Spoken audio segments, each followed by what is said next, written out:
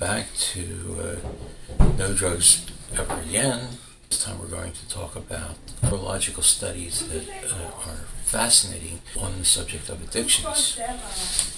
This is Dr. Thru, who's going to join us again. He's an expert in this kind of science, and they have some interesting things to say. Okay. So, what we look at are PET scans. PET scans are they're like a CAT scan of the brain, only they show you what parts of the brain are active.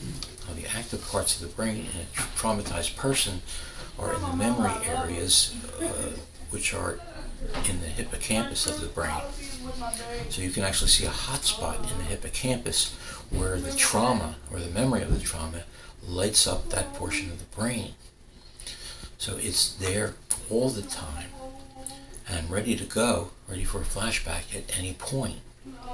Now, the brain has tried to compensate for this problem and has put around the hot spot an area of brain tissue that is actually cold and closed off.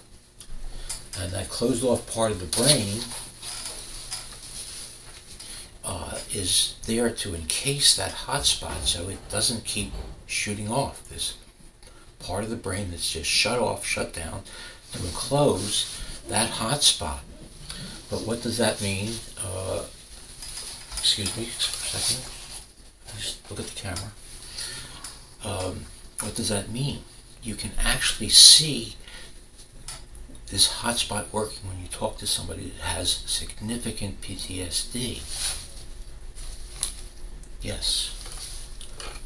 What will happen is they will avoid talking about subjects that refer to that PTSD.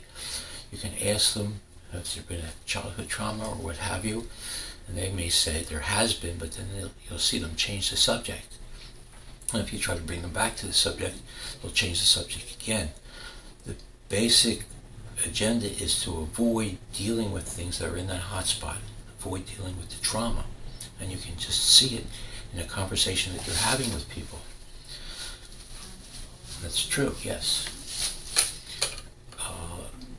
Now, the breakthrough process is a person being able to start talking about the trauma and the pain, and that usually results in a blast of feelings from the early trauma and a lot of tears and a lot of emotion, which the person has been holding on to for a long time. We see this in our sessions very often, and the way we ask the rest of the group to respond to it is just by a friendly hug, because the addiction has created a tremendous sense of isolation, low self-esteem, and terror.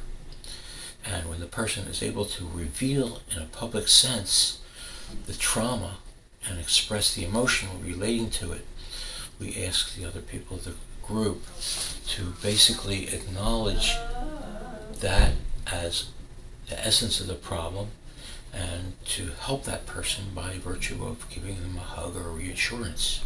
Now, the hug itself, going back to the neurochemistry, is a serotonin releaser. So we're actually using the serotonin to basically remedy that addictive process. So with the hug and with this, not with the serotonin, I'm sorry, with the oxytocin, we are eliminating the isolation, improving the self-esteem, disempowering the core myth, and putting the person on a good path in terms of recovery. Now, recovery for the 12-step program means recovering from addiction and the habit of the addiction and the people that are associated with the addiction, and restoring the brain functions that are disturbed with the addiction. But in the 12-step program, the addiction process, Dr. Thru, excuse me for a second, I got to talk. With the 13-step program, recovery is not only what the 12-step does, but has to do with recovering from the post-traumatic stress disorder, which is the early life trauma, the flashbacks, the rage attacks, the panic attacks, and the core myth. And these are all the subject matter of dealing with this on the level step 13.